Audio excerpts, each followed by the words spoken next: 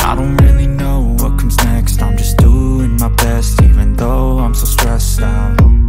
Everything just feels like a test that I fail, so depressed when I can't seem to get out. But something deep inside won't let me quit. I swear that I'm inspired by all this shit. Tell me that I can and I won't. That's what guides me the most. Your lies, I'll do what I want.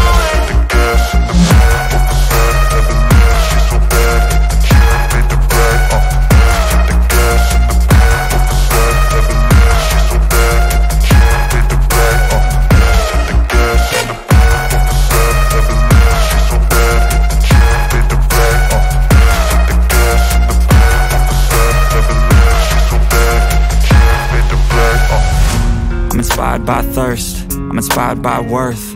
I desire your worst, so you can just hide while I work.